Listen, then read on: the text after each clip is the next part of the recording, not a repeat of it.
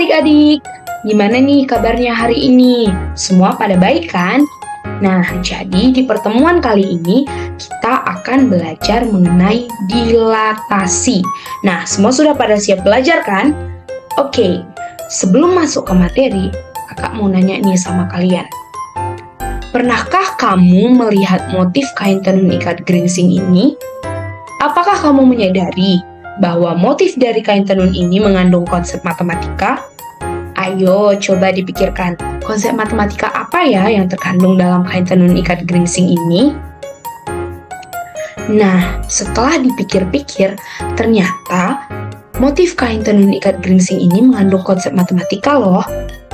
Nah, coba perhatikan lingkaran yang diberikan berwarna biru. Nah, konsep matematika yang terkandung pada motif kain tenun ikat geringsing ini adalah dilatasi. Apa sih Kak dilatasi itu? Jadi dilatasi adalah transformasi yang mengubah jarak titik-titik dengan faktor pengalih tertentu terhadap suatu titik tertentu. Nah, faktor pengalih tertentu disebut faktor dilatasi atau faktor skala dan titik tertentu disebut pusat dilatasi. Nah, pada pertemuan kali ini kita akan membahas mengenai dilatasi dengan faktor skala K dan pusat dilatasi 0,0. Nah, untuk faktor skala K dan pusat dilatasi 0,0, kamu dapat menggunakan rumus di bawah ini.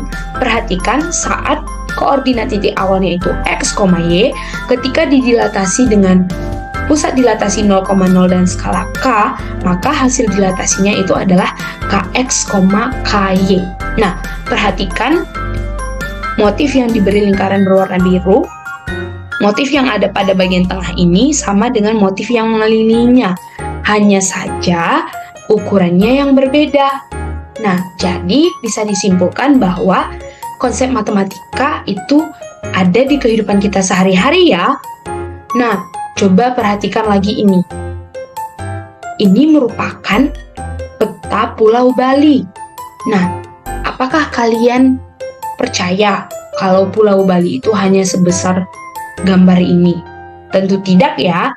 Jadi, tanpa kita sadari juga pada peta ini terkandung konsep matematika, di mana awalnya ukurannya itu sangat besar, kemudian didilatasi, akhirnya bisa muat atau bisa termuat Pulau Bali di dalam satu gambar ini. Nah, untuk lebih jelasnya, yuk kita ke contoh soal. Nah, perhatikan, persegi panjang ABCD akan didilatasi dengan vektor skala 2 dan pusat 0,0. Buatlah hasil dilatasinya pada bidang koordinat Kartesius. Nah, pada soal telah diberitahu bahwa faktor skalanya itu 2 dan pusat dilatasinya itu 0,0. Nah, kalau misalnya suatu saat nanti kalian ketemu soal dan pusat dilatasinya itu tidak diinformasikan pada soal. Nah, kalau pusat dilatasinya itu tidak diinformasikan dalam soal, secara otomatis kalian bisa membuat pusat dilatasinya itu di 0,0. Nah, sekarang kita masuk ke pembahasannya. Nah, berdasarkan informasi dalam soal, skala yang digunakan adalah 2 dengan titik pusat berada di 0,0. Karena pada soal tidak diberitahu koordinat titik A, B, C, dan D itu berapa, jadi kita bebas membuat koordinat titik A, B, C, D. Namun ketika kita menyatukan keempat titik tersebut, kita akan memperoleh bangun persegi panjang. Nah, pada layar telah kakak buat kalau koordinat titik A itu di 0,0, B itu 0,2, C itu 4,2, dan D itu 4,0. Sehingga ketika titik A, B, C, D dihubungkan akan membentuk bangun persegi panjang. Nah, selanjutnya kita cari hasil dari dilatasi dengan faktor skala 2.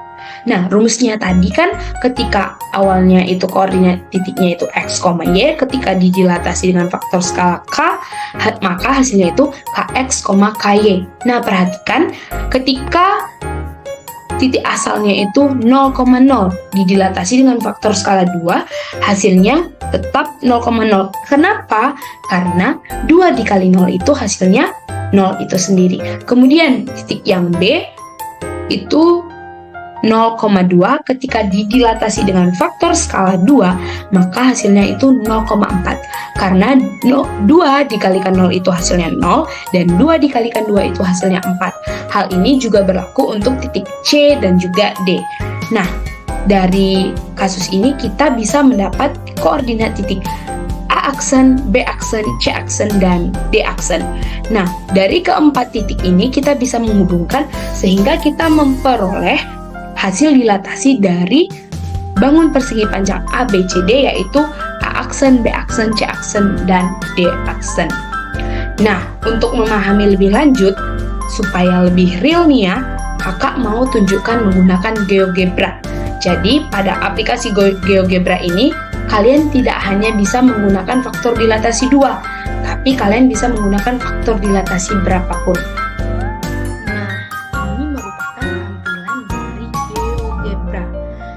GeoGebra ini bisa kalian akses secara offline maupun online. Nah, pada video kali ini kakak mengaksesnya secara online ya, namun penggunaannya itu tetap sama. Nah, perhatikan, kita akan membuat persegi panjang ABCD terlebih dahulu. Nah, caranya gimana kak?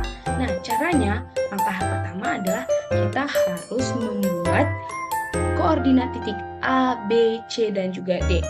Coba kita samain ya kayak contoh sebelumnya supaya hasilnya itu benar atau salah. Nah, kita punya koordinat titik A itu adalah 0,0. Jadi kalian bisa input titiknya itu di sini, kemudian titik B itu koordinatnya di 0,2, kemudian koordinat titik C itu di 4,2, dan koordinat titik D itu di 4,0. Nah, setelah kita menginput koordinat titik A, B, C, dan D, kalian bisa menggunakan tools yang ini. Klik polygon dan kalian bisa menghubungkan keempat titik tersebut. Nah, sudah terhubung. Nah, kak, warnanya itu boleh diganti nggak? Pasti boleh. Nah, caranya kalian klik kanan, kemudian klik setting, klik color. Kalian bisa pilih warna apa aja yang ada pada layar ini. Misalnya nih, kakak pengen warna hitam. Kalian bisa juga mengatur ketebalan dari warnanya. Nah, misalnya nih segini. Oke, cukup. Nah, setelah itu gimana?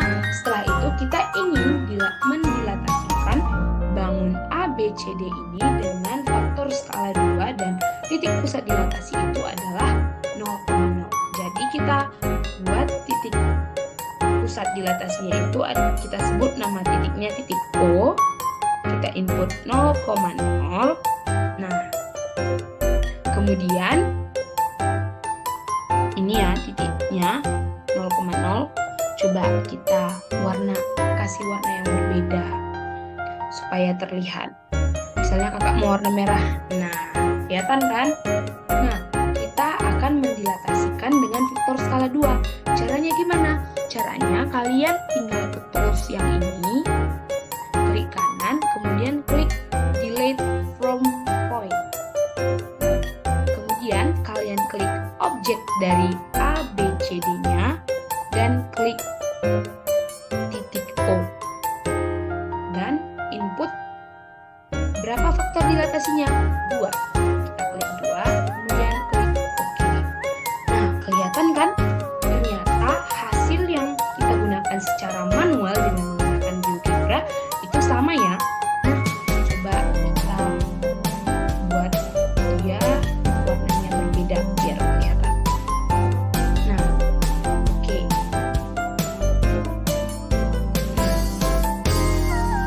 Nah, jadi sama ya hasil dari dilatasi dengan menggunakan GeoGebra dan juga menggunakan manual. Nah, untuk adik-adik semua, kalian bisa berlatih menggunakan GeoGebra ini karena dari GeoGebra ini kalian bisa banyak belajar dan juga bisa menggunakan setiap tools yang ada pada GeoGebra. Nah, sudah mengerti kan bagaimana cara menggunakan GeoGebra-nya? Oke, kita lanjut.